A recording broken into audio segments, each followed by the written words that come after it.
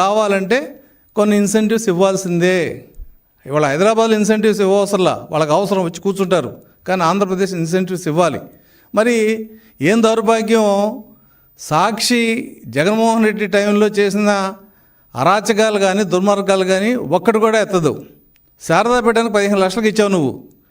ఎందుకు ఇచ్చావు 15 లక్షలకి? శారదాపీఠం గురువు, నీ గురువు కాబట్టి, నీ ఆత్మ కాబట్టి ఇచ్చావు.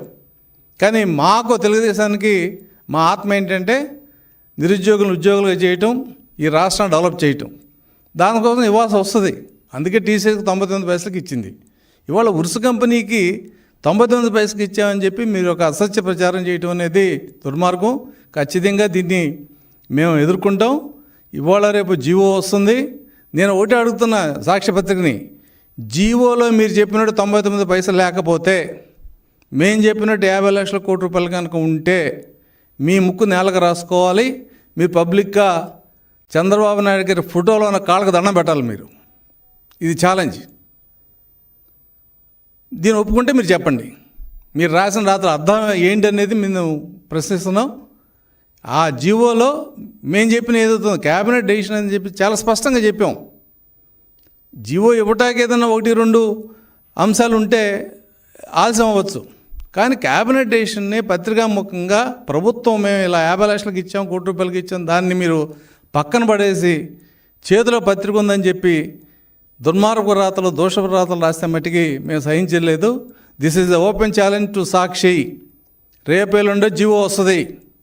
మేము చెప్పిన విషయాలు కానీ జీవో లేకపోతే మీ ఆఫీసులో చంద్రబాబు నాయుడు ఫోటో కాళ్ళకి మీరు దండం పెడతారా?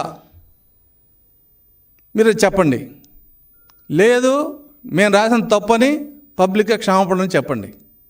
ఇటువంటి దుర్మార్గపు రాతలు ఇవి మీరు చేయటానికి అసలు మీకు ఏ రకంగా అర్హత లేదు.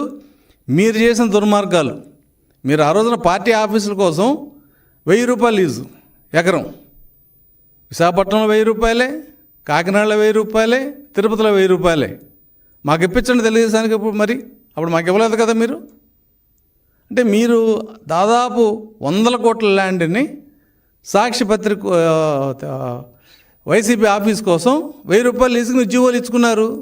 అది ఏ రకంగా కరెక్ట్? అది దీనికంటే దారుణం. అది శారదాపీఠానికి 15 లక్షలకి ఇచ్చారు. కాబట్టి మేము ఏం చేసినా అది చట్టబద్ధంగా ఒక పద్ధతిలో చేసాం. విశాఖపట్నం సెజ్లో ఎకరం 1 కోటి రూపాయలు, మేము 1 కోటి రూపాయలకి ఇచ్చాం. అక్కడ పక్కన ఉన్న దాంట్లో 50 లక్షలు అని చెప్పారు మార్కెట్ వాల్యూ. 50 కలెక్టర్ రికమెండేషను, కొంత కన్సెషన్ ఇచ్చి వాళ్ళకి 50 లక్షలకి ఇచ్చారు. దీంట్లో నేరం అంటే మాకేం అర్థం కాల. మీరు ఇప్పటికైనా సరే మీ బుద్ధి మార్చుకోకపోతే, ప్రజలు ఇప్పటికే మాకు 164 ఇచ్చి మీకు 11 ఇచ్చారు. అయినా చెంప మీద కొట్టినా, చెప్పుతో కొట్టినా మీకు సిగ్గు రాలేదు, రాదు కూడా. మీ నాయకులు మీరు ఇలాగే, మీ పత్రికలు ఇలాగే చేస్తూ ఉంటారు. ఎక్కడో ఒక రోజు నేను ఖచ్చితంగా ఫుల్ స్టాప్ పడుతుంది. మీకు ఏదన్నా పౌరుషం ఉంటే మేము చెప్పిన ఛాలెంజ్ని మీరు యాక్సెప్ట్ చేయాలి. ప్రజలకు కూడా మేము స్పష్టంగా చెబుతున్నాం, తెలుగుదేశం ప్రభుత్వం గతంలో హైటెక్ సిటీ పెట్టినప్పుడు కూడా భూములన్నీ ఇలా చంద్రబాబు